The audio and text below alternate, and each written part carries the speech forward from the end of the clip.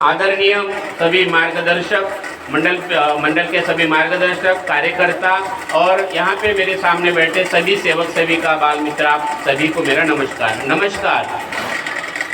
अभी तक हमने अच्छे अनुभव सुना है, परिवार के अनुभव सुना। यहाँ काफ़ी लोगों ने अपने अपने अनुभव अपने बताया है। और बाबा जुमदेव जी ने जो मार्ग और मानव धर्म इस संसार के सामने जो रखा है, बहुत ही सीधा साधा है, बिल्कुल सीधा है। इसलिए मैं सीधा बोल रहा हूँ क्योंकि हम सबके जब हम अनुभव सुनते हैं तो ये ऐसा लगता है कि हम जो भगवान को मांगते हैं भगवान वो भी सुनता है, वो कर रहा है 3 दिन में कार्य। अभी तो 3-3, 4-4 साल सादे कार्य में रहते हैं। हम जब इस मार्ग में आए तो मुझे याद है, मैं तो छोटा था 6-7 साल का, तो 3 दिन, 7 दिन, 11 दिन और 21 दिन और उसके बाद सीधा 42 दिन का त्याग देते थे बाबा। तो इस प्रकार से वो था, क्योंकि उद्देश्य एक ही था बाबा का कि हमारी दिशा अगर भगवान के पास हो गई, क्योंकि एक तरफ संसार है और एक तरफ भगवान है। इस मार्ग में भगवान के नियम बाबा ने हमें बताया, तत्व शब्द नियम, ये भगवान के तरफ जाने का, भगवान के तरफ दृष्टि होने का रास्ता है। और इसलिए इस मार्ग का नाम है परमात्मा। ये अब इस रास्ते पे कौन जाएगा? तो सुबह की जो विनंती बाबा ने दिया है, बाबा जुमदेव जी कहते थे बाबा का संशोधन है शैतान और भगवान, बाबा का संशोधन है कि अहंकार कैसे खड़ा होता है। तो बाबा जुमदेव जी का मार्गदर्शन है। इस संसार में जितने भी दुख है, दुख का कारण क्या है, सारे समस्याओं का कारण क्या है, सारे अविचार का कारण क्या है, सारे व्यसनों का कारण क्या है, तो बाबा ने बताया इसका कारण है, बोले अहंकार। क्या कारण है इसका? सिर्फ अहंकार। और इस देश में बोले हर नर नारी को अहंकार है और इसलिए समाधान नहीं है। अहंकार ये हमारे सारे समस्याओं की जड़ है और इसलिए हम मार्गदर्शक को बोलते हैं मरे या जय भगवत नाम पर। पहले दिन जो वचन दिया हमने भगवान को मार्गदर्शक जी के सामने उनके घर में, वो है मरे या जय भगवत नाम पर। इतना ही, और इतना सीधा साधा परिचय भगवान का संसार में कोई किसी को नहीं मिल सकता है क्या? बाबा हनुमान जी बोलो दुख से मुक्त हो, इससे और आनंद क्या हो सकता है संसार में? बरोबर कि नहीं? बच्चा रहे, मार्गदर्शक रहे, संचालक रहे, छोटा रहे, बड़ा रहे, अमीर रहे, गरीब रहे, कोई भी रहे, गांव में रहे, शहर में रहे, सबको क्या बोलना है? बाबा हनुमान जी मरे अजिए भगवत नाम पर। तो हमारी दृष्टि बार बार चेक करना है कि हमारी दृष्टि भगवान के ऊपर है क्या? हमारी दृष्टि अगर भगवान की ओर है तो भगवान की दृष्टि हमारे ऊपर रहेगी। और इसलिए जो दैवी शक्ति है, 4 तत्वों में जो शक्ति हम जिससे संबंधित होते हैं, 4 तत्व, तो ये हमारी जो शक्ति है दैवी शक्ति, ये दैवी शक्ति जो हमें मुक्ति की ओर लेके जाती है। लेकिन बाबा ने बताया है कि इस मार्ग में जो आपने मरने का वचन दिया, इससे भगवान तो खुश है, बाबा भी खुश है, लेकिन भगवान के गुण आपके पास में है क्या? तो ये जो 3 शब्द है, सत्य, मर्यादा, प्रेम, में भगवान के गुण है। इसलिए हमें तत्व में तो देखना ही है, लेकिन शब्द में भी देखना है, बार बार देखना है, और नहीं तो जीवन आगे पीछे होगा। तो एक लक्ष्य, एक चित्त है भगवान, उसके साथ में सत्य स्वरूप, मर्यादा स्वरूप, प्रेम स्वरूप, क्योंकि ये परमात्मा की भूख है। जैसे हमें 2 बार भोजन करना पड़ता है, अगर हमारे घर में जागृत कृपा है तो उसकी भी तो कोई ना कोई भूख है। हम जागृत है, मरा हुआ आदमी खाना खाता है क्या? नहीं खाता, बराबर कि नहीं? लेकिन जिंदा आदमी हम तो 2 बार खाना खाते हैं। और हमारी कृपा जागृत है और हमें भी जागृत रहना बताया बाबा ने। जागृत रहने के लिए क्या है? तो उसकी भी तो भूख है। और इसलिए धोप गांव में बाबा जुमदेव जी ने सत्यमेव प्रेम मांगा, सत्यमेव प्रेम मांगा। बाबा कह रहे कि मैं नहीं रो रहा हूँ, भगवान रो रहा है, भगवान को सत्यमेव प्रेम की भीख दो। तो उपस्थित सभी सेवकों ने बाबा को वचन दिया कि हम सत्यमेव प्रेम से चलेंगे।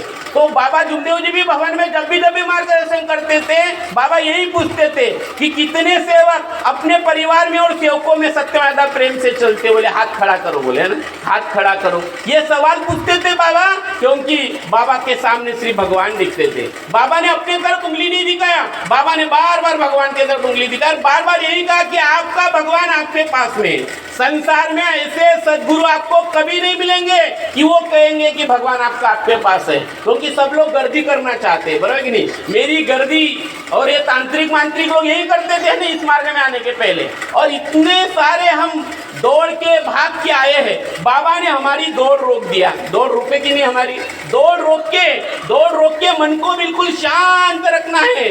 दौड़ खत्म जब तक नहीं होगी, कितना भी घूमो आप, इस मार्ग में दौड़ शांत करना है, मन को शांत करना है, मन को दौड़ाना बंद कर दो। मन को दौड़ना जब तक बंद नहीं होगा, ये एक लक्ष्य एक चीज, क्योंकि मन की आशा है, मन बड़ा लोभी है, ये बड़ा है। तो आप बोलेंगे चौथा तत्व क्या है? फिर इच्छा अनुसार भोजन, बराबर कि नहीं? ये तुम्हारी इच्छा नहीं है, हमें तो सिर्फ निष्काम कर्म करना है, निष्काम कर्म करना है। और जब भी कोई कर्म करे भगवान को सामने रखना है, भगवान डिसाइड करेगा, बराबर कि नहीं? भगवान डिसाइड करेगा तुमको सोमवार को देना है कि मंगलवार को देना है कि बुधवार को देना है कि शनिवार को देना है कि 3 महीने के बाद देना है या 6 महीने के बाद देना है, क्योंकि इस मार्ग में भगवान सर्वे सर्व है, बोले बाबा। बाबा का मार्गदर्शन है। फिर मानव कौन है? तो इस मार्ग में नर नारी निमित्त मात्र है, और निमित्त मात्र बनकर आदमी तभी जी सकता है जब उसके सामने भगवान को अपने कर्म समर्पित करता है। बोलने वाला वही, सुनने वाला वही, सब्जी बनाने वाला भी।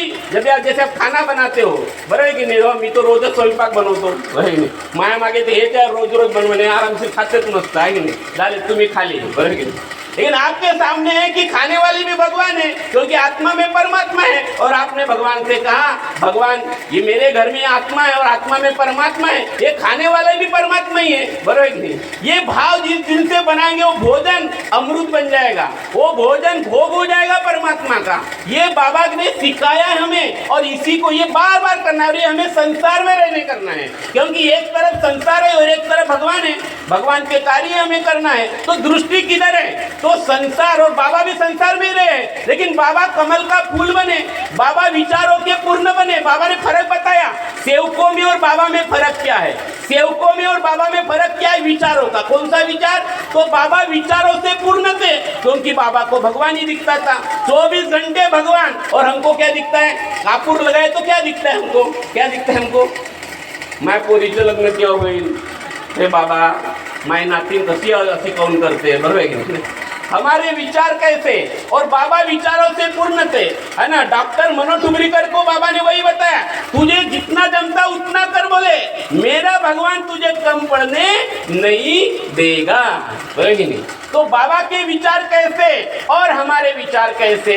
तो हम ये ऐसा जब करेंगे, हमारा भी लक्ष्य, अगर एक लक्ष्य एक चित्त भगवान है, तो बच्चे जो है वो देखेंगे पिताजी का संघर्ष, बच्चे कैसे बनते हैं। ये जो छोटे छोटे बच्चे बहुत भाग्यशाली हैं कि ये भगवत कृपा में ये चर्चा बैठक है, और इसमें बाबा हनुमान जी उपस्थित है, बाबा जुमदेव जी उपस्थित है। इस मार्ग के जितने भी युवा हैं वो बैठक में जाना चाहिए। मुझे भी एक लड़का और लड़की है, हम हर सैटरडे भवन में जाते हैं। फिर ऐसे कोई बीच में प्रोग्राम रहते हैं तो मैं जाता हूँ, लेकिन बच्चों को हम डिसाइड किया कि भाई कितना भी काम हो, बारिश हो, हमें भवन में जाना है बैठक में, कि एक दिन तो भगवान को दे हम, बराबर कि नहीं? तो बच्चे भी जरूरत है बैठक में लेके जाना चाहिए, क्योंकि चर्चा बैठक अद्भुत स्कूल है, ये मानव धर्म की स्कूल है, ये पाठशाला है।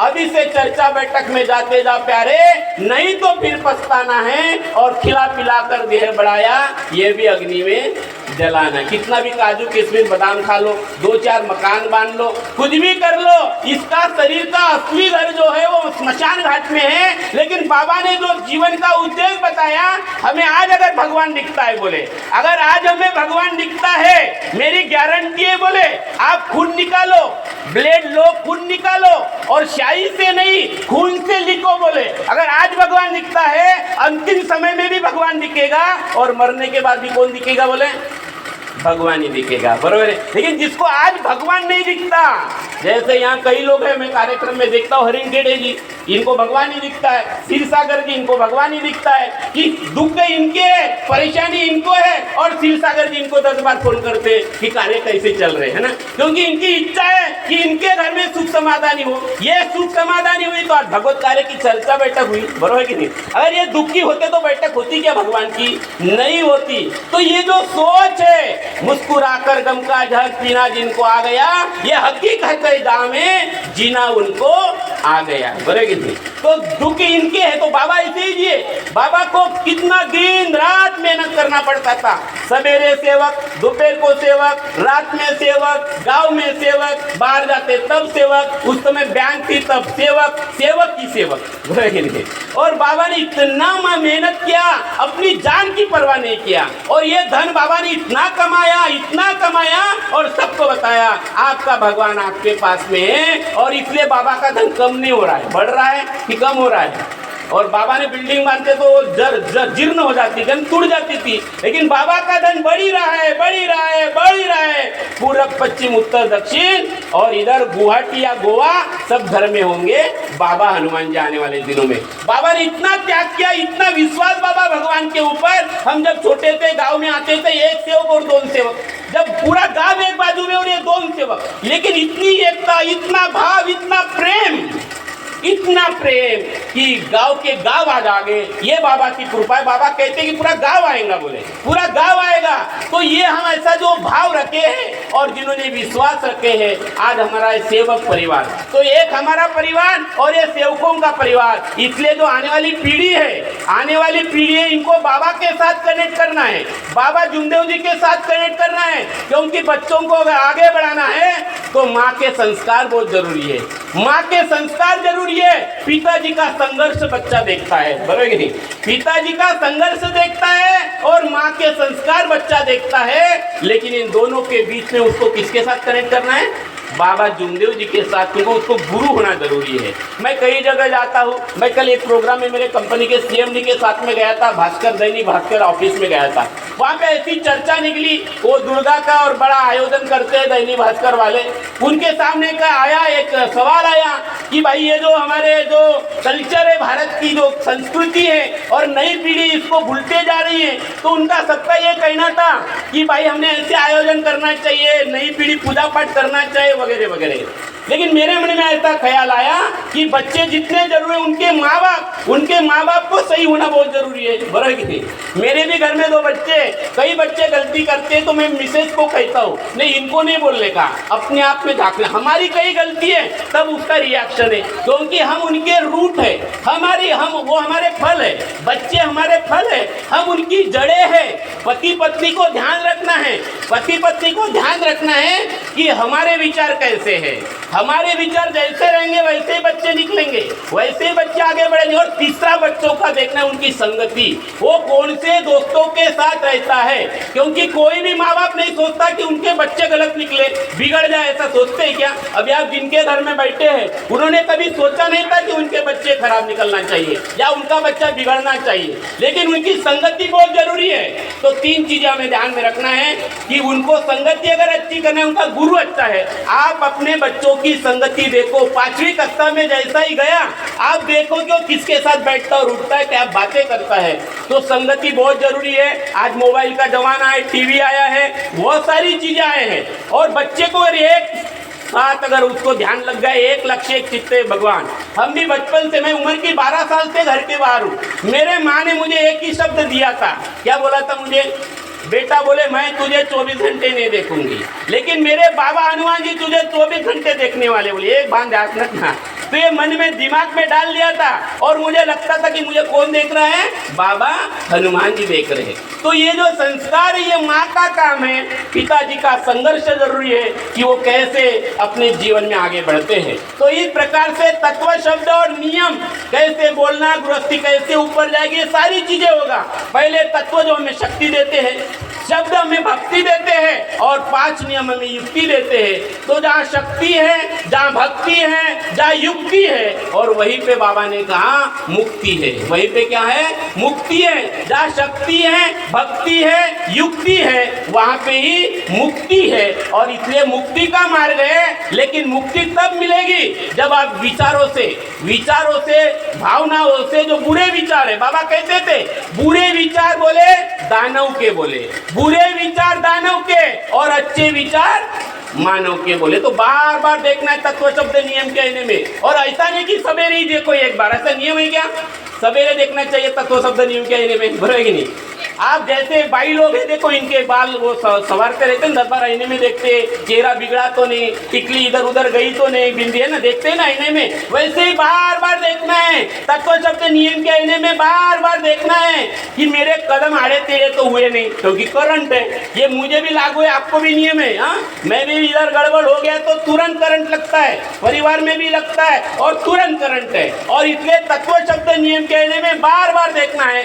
जब भी मौका मिला बाबा से कनेक्ट हो जाना है, तत्व शब्द नियम के साथ में कनेक्ट हो जाना है, फिर ये मार्ग में आनंद ही आनंद से मुक्त जाएंगे। अगर आज मुक्त रहेंगे तो अंतिम समय में मुक्त रहेंगे, लेकिन आप अगर फंसे धन के साथ, वासना के साथ, विकारों के साथ, बराबर एक नहीं, विकारों के साथ। हमने एक रात को एक वीडियो बनाया, मेरा यूट्यूब चैनल भी है, हमने एक वीडियो डाला है और वहाँ पे हमने यही बात कहा है कि अभी घट स्थापना हुई है, मैंने घट स्थापना, लोग सारे लोग देवी को मानते हैं, तो ये दुर्गा देवी कौन है वो बोलते हैं, हमने शास्त्र पढ़ा है कि दुर्गा देवी कौन है, तो ब्रह्मा विष्णु महेश के प्रभाव से वो पैदा हुई दैवी शक्ति। और हम तो ब्रह्मा विष्णु महेश को नहीं मानते, हम चैतन्य शक्ति को मानते हो। निराकार चैतन्य में शक्ति है जो जन्म भी देती है, पालन पोषण करती है और नष्ट भी करती है, वो नष्ट भी करती है। तो उन्होंने लड़ाई लड़ी 9 दिन बड़ा और उन्होंने उसने महिषासुर को नष्ट कर दिया। महिषासुर कौन है? ये महिषासुर है विकार, ये महिषासुर है पाप, ये महिषासुर है वासना। और इस मार्ग में हम इसीलिए तो ये 9 हवन, त्याग का कार्य, 3 दिन सादे कार्य बाबा ने कहा है, ये आकार है, बोले आकार में विकार है और विकार नष्ट हो गए तो भगवान है। तो हम सब मिलकर पहले एक बार जय घोष करेंगे, भगवान बाबा हनुमान जी की जय, महान त्यागी बाबा जुमदेव जी की जय, परमात्मा की जय। तो इस प्रकार से हमें भी विकारों से मुक्त होने के लिए बाबा जुमदेव जी जो तत्व शब्द नियम दिए, इसी आईने में देखना है। और यहीं पर मैं अपने वाणी को विराम देता हूँ। धन्यवाद, नमस्कार।